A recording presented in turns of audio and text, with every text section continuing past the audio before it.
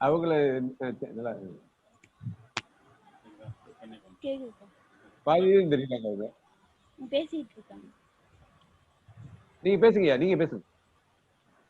பேசுங்க. அனைவருக்கும் வணக்கம். நான் சு மகாமதி பேசுகிறேன். நான் கோசிப்பியம் பள்ளியில் 7ஆம் வகுப்பு படிக்கிறேன். பொதுச் செயலாளர் கவிஞர் கலிப்பூங்குன்றன் தாத்தா எழுதிய திராவிட கழகத்தின் அணுகுமுறை என்ற புத்தகத்தில் நான் படித்த சில செய்திகளை இங்கு நான் பேச இருக்கிறேன். இன்றைக்கு இந்திய துணைக்கண்டம் முழுமையும் பேசப்படும் இயக்கம் திராவிட கழகம். பேசப்படும் தத்துவம் தந்தை பெரியாரின் தத்துவம். பேசப்படும் தலைவர் மாண்புமிகு கி. வீரமணி. நாடாளுமன்றத்திலும் அவர் உரையை கேட்க மக்கள் கடல் போல் திரள்கின்றனர். எதிர்த்தோ ஆதரித்தோ அவரை பற்றியே ஏடுகள் எழுதுகின்றனர். 1991 தந்தை பெரியார் இந்திய அரசியல் சட்டம் முதலாக திருத்தப்படுவதற்கு காரணமாக இருந்தார். அதைப்போல் 1994 இந்திய அரசியல் சட்டம் 85வது முறையாக திருத்தப்படுவதற்கு தந்தை பெரியாரின் சீடர் கி. வீரமணி காரணமாக விளங்குகிறார். இந்திய அரசியல் சட்டத்தில் இடம்பெற்ற இந்த சட்டம் வீரமணி சட்டம் என்றே பேசப்படும். திராவிட இயக்கத்தின் சமூக நீதி தத்துவம் இந்திய துணை கண்டத்தின் வழிகாட்டும் தத்துவமாக உருவெற்று வளர்ந்துவிட்டது. பார்ப்பன இந்து மத கொடு நோய் வீச்சுக்கு பலியான பெரும்பான்மையான மக்களை மீட்கும் மாமருந்து சமூக நீதி தத்துவமே என்பது நிரூபம் செய்யப்பட்டு விட்டது. இந்த காலகட்டத்தில் மகத்தான தன் கடமை முத்திரையை பொறித்த திராவிட கழகத்தை நோக்கி ஒரு பக்கத்தில் பாராட்டு பத்திரங்கள், இன்னொரு பக்கத்தில் எரியீட்டிகள் என்கிறார் கலிப்பூங்குன்றன் தாத்தா. தந்தை பெரியாரின் அணுகுமுறை.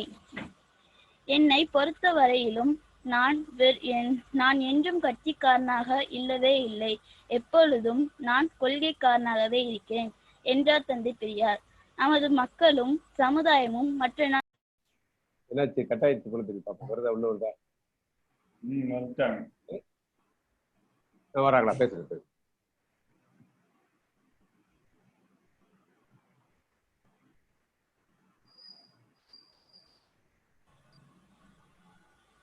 நமது மக்களும் சமுதாயமும் மற்ற நாட்டு மக்களைப் போன்று முன்னேற்றம் அடைய வேண்டும் என்று தான் நான் தொண்டாற்றுகின்றேன். அதனாலே நம் மக்களுக்கு நன்மை செய்யக்கூடியவர்களையும் நாம் சமுதாய முன்னேற்றத்திற்காக காரியங்கள் செய்யக்கூடிய ஆட்சியாளரையும் சமுதாயத்தின் நலனை கருதியே ஆதரிக்கிறேன் என்றும் கூறியவர் தந்தை பெரியார். பெரியாரின் போராட்டங்களில் பொறுப்பான அணுகுமுறை. தொண்டர்களுக்கு தனிப்பட்ட யாரிடமோ அல்லது தனிப்பட்ட எந்த வகுப்பிடமோ சிறிதும் கோபம், வெறுப்பு, துவேஷம் கூடாது. கடினமான வார்த்தை, கேவலமான வார்த்தை, மன வருத்தம் அல்லது ஆத்திரமூட்டும் வார்த்தைகளை கண்டிப்பை பிரயோகிக்க கூடாது. போலீஸ்காரர் முன்வந்ததும் அவரை பார்த்து புன்சிரிப்பு காட்ட வேண்டும். கூப்பிட்டால் கைது செய்வதாக சொன்னால் உடனடியே கீழ்ப்படிய வேண்டும். போலீஸ்காரர் அடித்தால் மகிழ்ச்சியோடு சிரித்த முகத்துடன் அடிவாங்க வேண்டும். நன்றாய் அடிப்பதற்கு வசதி கொடுக்க வேண்டும். போலீஸ்காரர் பக்கத்தில் வந்தவுடன் நீங்கள் மெய்மறந்து பக்தியில் இருப்பது போல ஒரு மகத்தான காரியத்தை நாம் சாதிப்பதற்கு இந்த அதாவது நாம் நம் சரீரத்துக்கு மாத்திரம் சிறிது தொந்தரவு வலி கொடுக்கக்கூடிய காரியத்தை ஏற்கும் வாய்ப்பு நமக்கு கிடைத்திருக்கிறது என்று வரவேற்கும் தன்மையில் இருக்க வேண்டும். போலீஸ்காரர் அடிக்கும் போது தடுக்கும் உணர்ச்சியோ தடியை மறிக்கும் முயற்சியோ கண்டிப்பாக இருக்கக்கூடாது. அப்படிப்பட்ட தொண்டர் சர்வதிகாரியாக இருந்தாலும் அவர்கள் அருள் கூர்ந்து கிட்ட வரவே கூடாது. ஒலிப்பதில் அசிங்கமான வார்த்தைகள், தனிப்பட்ட மனிதர்களை குறிக்கும் வார்த்தைகள் கண்டிப்பாய் உச்சரிக்க கூடாது. எந்த காரியத்தின் மூலமும் தொண்டர்கள், நடந்து வருபவர்கள், தலைவர்கள் பலாத்கார உணர்ச்சி, பலாத்கார பயன் உள்ள எண்ணங்கள் செய்கை கொள்ளக்கூடாது. போலீஸ் சுடுபவர்களானால் பொதுஜனங்கள் ஓடலாம், ஆனால் தொண்டர்கள் மார்பை காட்டியே ஆக வேண்டும்.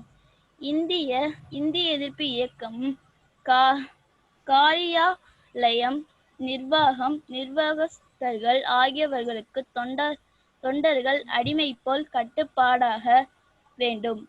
பெண்களிடமும் மற்றும் இயக்கத்தில் உள்ளவர்களிடமும் வெளியே உள்ளவர்களிடமும் அன்பாய் மிகவும் யோக்கியமாய் நடந்து கொள்ள வேண்டும். இது போன்ற அணுகுமுறைகள் இந்த புத்தகத்தில் எனக்கு மிகவும் பிடித்தது. நன்றி, வணக்கம். மகாமதி, அடுத்த படகு முகாம்ல இங்க வந்து பேசுறீங்களா?